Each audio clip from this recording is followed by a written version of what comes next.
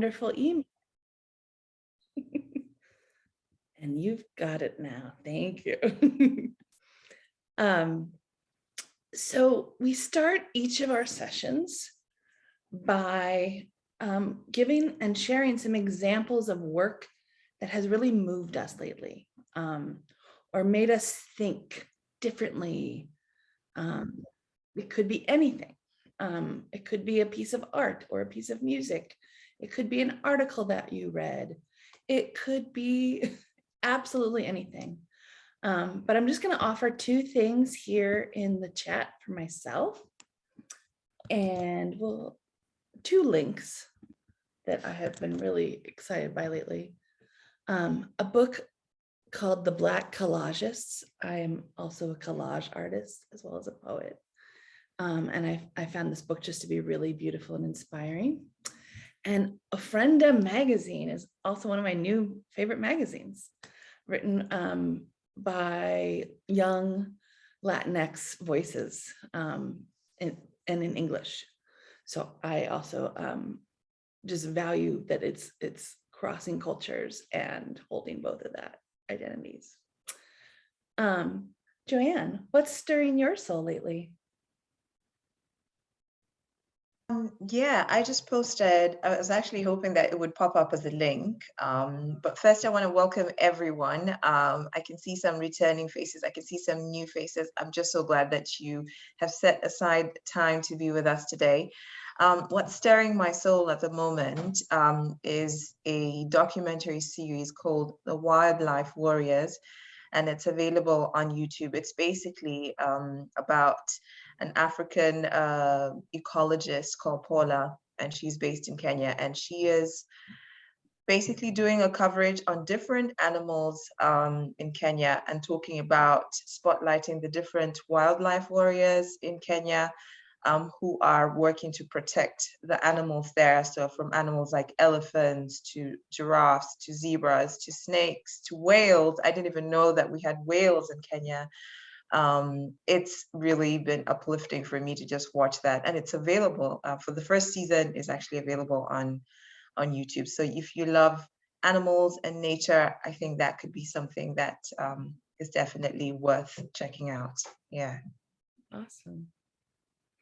So to welcome you all and to continue to stir the soul, in order to introduce ourselves today, we're going to ask two questions now in the chat. Who are you and where are you in the world, if you'd be willing to share? And then what's a piece of art, writing, film, anything that has stirred your soul? And if you want to share links, we'll add them into a document where we compile all of these offerings to each other so we can continue to draw inspiration amongst the group. And we'll put a link to that in there as well. So let's just take a moment. You can either voice it or chat it, but it'll just be a quick check-in.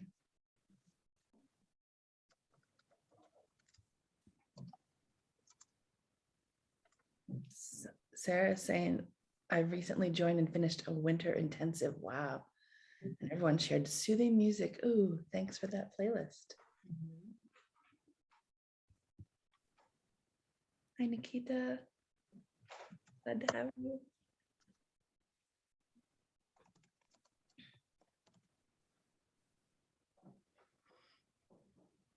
So as people are introducing themselves to each other, I'm just going to talk a little bit about what this space is and has been. As we gather as communicators, whether that's in our job description or not, we're here to really connect with each other, and we want to really build a community where we feel supported in how we're going to usher in narrative change.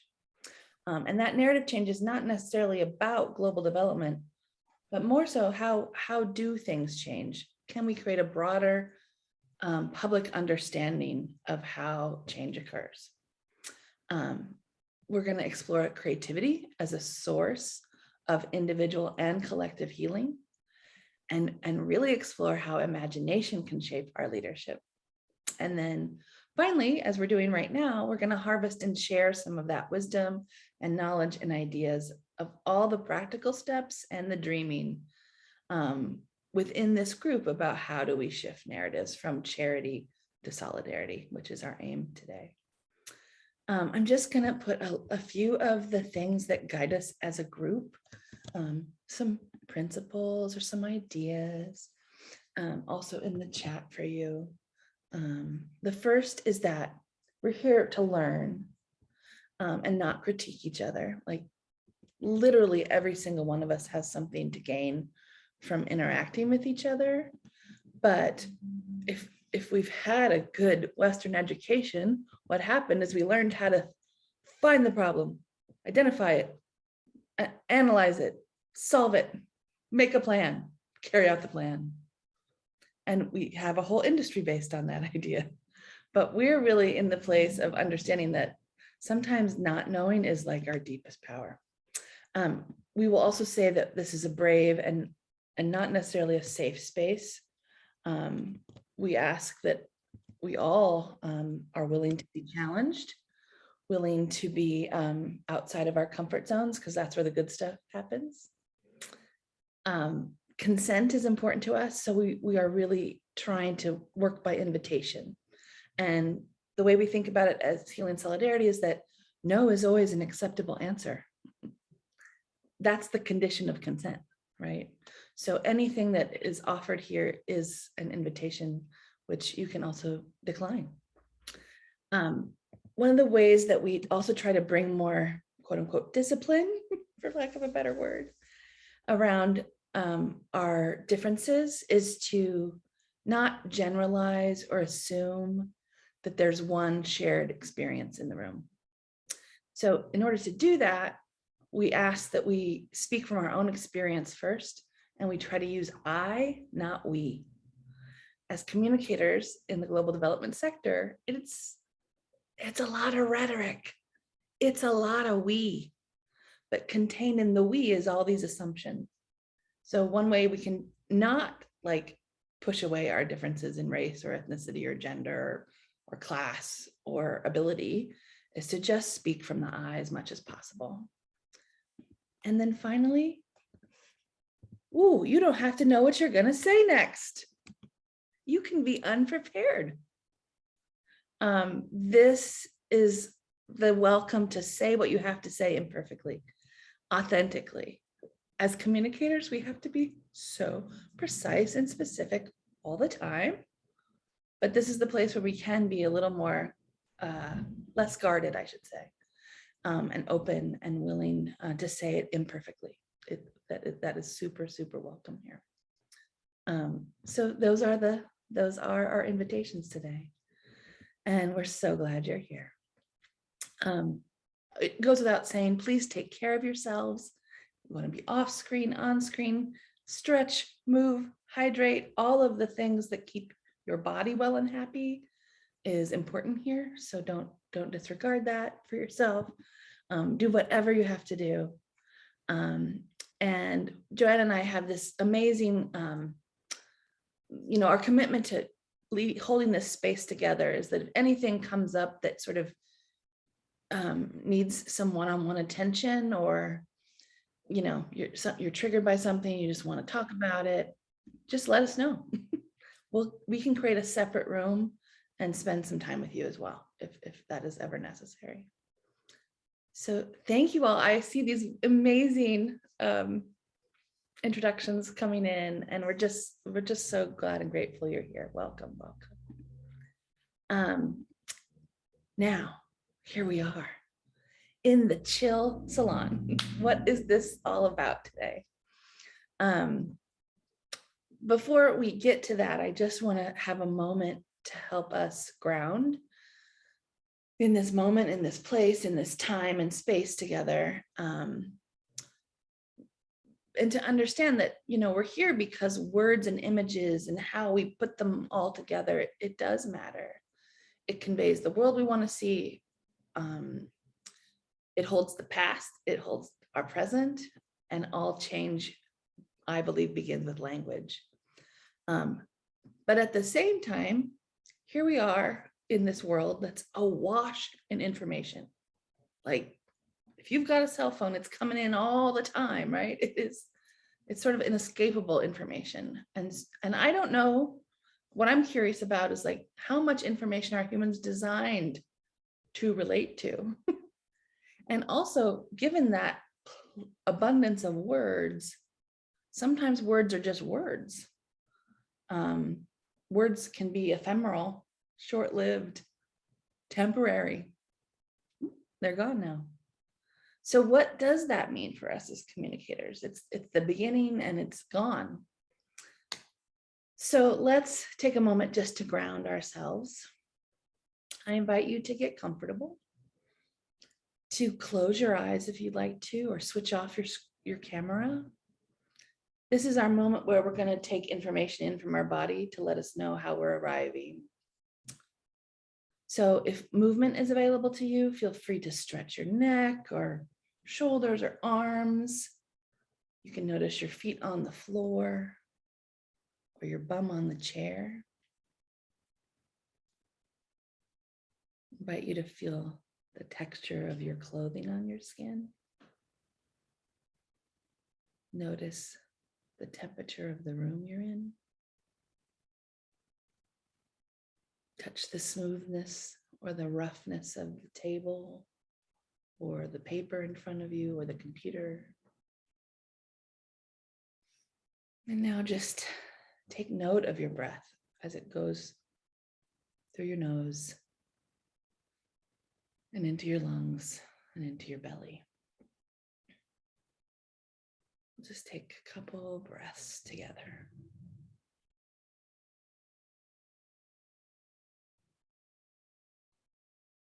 And as we slow that pace down, please receive our welcome. Your arrival is a beautiful thing. And listen to why we are inviting in poetry as we gather together for the first time this year.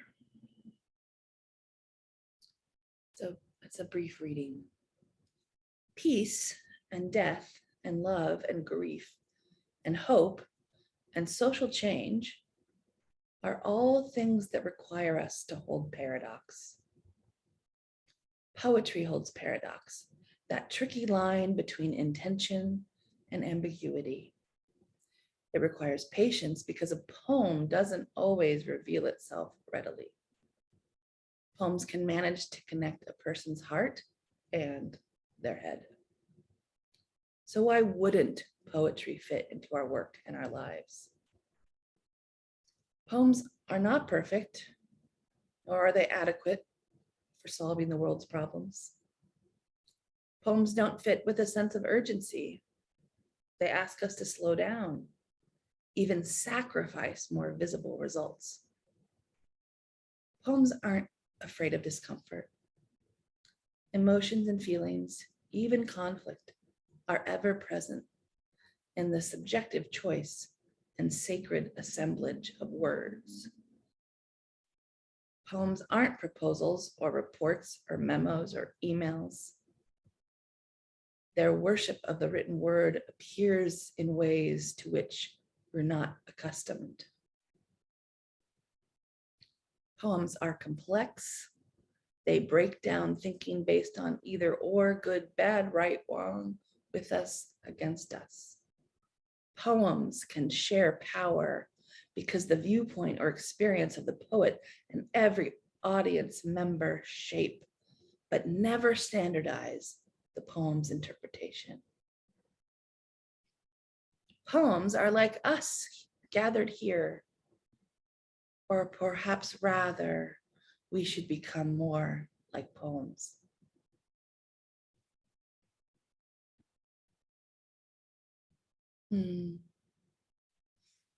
Welcome back to the space.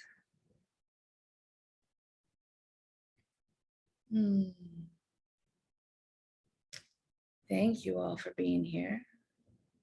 And now we get to the poetry part. We are, I have to say that this idea came because in, I think it was 2015, I started doing this in my home. It was this space where I wanted people who often think like, I was living in Washington, D.C. at the time. So it was a lot of policy people, very concrete, strategic, pragmatic people. I wanted them to touch their spirit, to like have that sense of connection to each other through poetry be available to all of us, because it reminded them and myself of our humanity.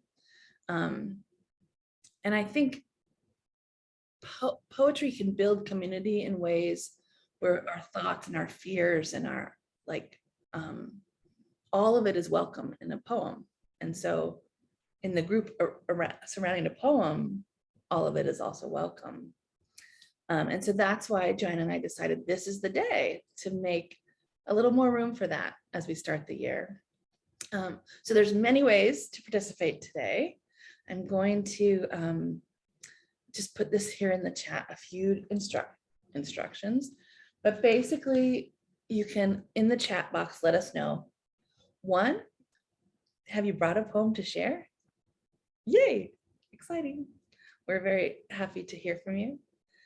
If you'd be willing to read a poem of someone else's that you brought, amazing. Or we can offer you a poem for you to read out to the group as well. We've got some in our back pocket where we can just hear everybody's voices in that. So just let us know in the chat. We'll start a little bit of a queue, kind of like an open mic night, if you've ever been to something like that. And then you can also just listen. You can do nothing. That's also an option. You can just enjoy and let the words wash over you as well. So I know we have poets here. I'm so glad and grateful to have Onyango here, a new member to the collective invited by Joanne. My dear friend Neha Misra is here as a poet. Nikita Shah, who's led amazing poetry spaces here in the collective. Claire, I know, is a writer. There is Marianne. Some poems have come out of your body as well. So I know the poets are here. Now it's just about courage. Who might want to go first?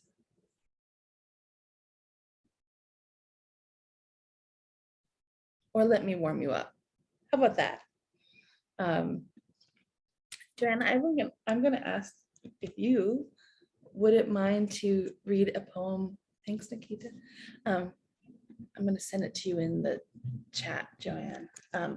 One of our dear communicator friends, Deepa Ranganathan at the Frida Fund, sent a poem. She couldn't be here today, but sent this poem for us to read. Joanne, would you mind to start us off with that? Yeah, sure. I can do that. So, 1 second. Okay. So it's called Today I Mourn. Today I mourn for all those seconds that were drowned by my screams, yelling at you for being a baby, screaming with a shrill voice that your delicate ears haven't yet learned how to pick up, shrieking as a response to your howling, thinking diamond cuts diamond, noise will cancel out noise, two wrongs don't make a right. Today, I mourn for all those minutes I spent on my phone, working, reading, scrolling, browsing, when you were trying to tell me something in your own language, when you wanted to climb on top of me to register your physical presence, when you were softly biting my arm to remind me of living in the moment, valuing what I have now. What's the point of a calendar if you can't see the present? Today, I mourn for all those nightly hours I didn't get to sleep, when my eyes were so glued shut I could not even see, as I lay you, my baby, close to my chest, humming, murmuring, singing off-key tune. I improvised at 3 a.m. because that's all I could do in that hour of forced unsleep. The blind leading the blind. Today, I mourn For all those days I did not say I love you out loud. When you wouldn't stop yelling. When you fake hurt yourself just to get my attention. When you broke something valuable, a precious gift, a lover's blessing. I could not gather the courage to say I love you. I did not feel like you deserved to hear them that day, when that's the day you needed to hear it the most. There's healing in saying it or listening to it. So in case I ever forget again, I do love you. Today I mourn for all the months that have passed since, and I haven't found the space to mourn, for all the things I have lost, for all the things I didn't do, for all the things I couldn't do, for all the things I will now never do. I mourn for them all, and I mourn for all those instances when I felt mourning was a bad thing. Everyone deserves closure. Mm. Yeah, and this, exactly, yeah, and that's it. Wow. Mm. Thank you, Joanne. Thank you, Deepa, if she listens to this recording. Yeah. Mm. Beautiful. Right. Nikita, you've let us know you brought a poem. Would you like to offer it? Yeah, well, first of all, thank you so much for setting up this session. I'm really excited for it. And thank you for holding this space. I have been stuck in a rut and haven't been able to write anything new in a while. So I've been seeking inspiration elsewhere. And I felt like I just felt like I needed to get myself out the rut. And I was reading Rupi Kaur's book, Homebody, and I came across a poem called Productivity Anxiety. And I was like, this is me right now. And I've been speaking to a few other people and it seems to resonate with others. And I thought it might be nice to just kind of read something from her book. So yeah, that's what I'll be doing today. Okay, yeah, so the poem's called Productivity Anxiety. And Rupi Kaur writes, I have this productivity anxiety that everyone else is working harder than me, and I'm going to be left behind because I'm not working fast enough, long enough, and I'm wasting my time. I don't sit down to have breakfast, I take it to go. I call my mother when I'm free, otherwise it takes too long to have a conversation. I put off everything that won't bring me closer to my dreams, as if the things I'm putting off are not the dreams themselves. Isn't the dream that I have a mother to call and a table to eat breakfast at? Instead, I'm lost in the sick need to optimize every hour of my day. So I'm improving in some way, making money in some way, advancing my career in some way, because that's what it takes to be successful, right? I excavate my life, package it up, sell it to the world, and when they ask for more, I dig through bones trying to write poems. Capitalism got inside my head and made me think my only value is how much I produce for people to consume. Capitalism got inside my head and made me think I am of worth as long as I am working. I learned impatience from it. I learned self-doubt from it, learned to plant seeds in the ground and expect flowers the next day. But magic doesn't work like that. Magic doesn't happen because I've figured out how to pack more work in a day. Magic moves by the laws of nature, and nature has its own clock. Magic happens when we play, when we escape, daydream, and imagine. That's where everything with the power to fulfill us is waiting on its knees for us. Productivity, anxiety. Yeah. That's the piece.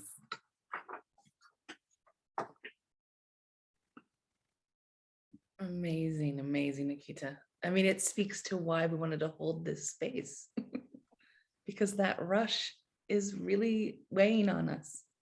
It's actually not natural. Yeah. Thank you so much. Would you, whenever you have a chance, if you could put in the chat the title and the author or the poet, that would be really beautiful. Thank you so much. Thank you so much.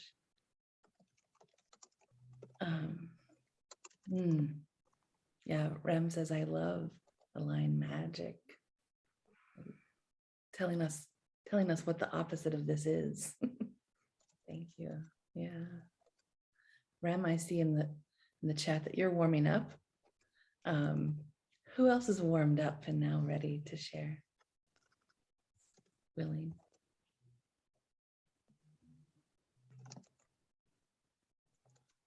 All right, Neha Misra. So glad to welcome you. Thank you for being here. Yay, so nice to be here. Thank you all, old, new friends, and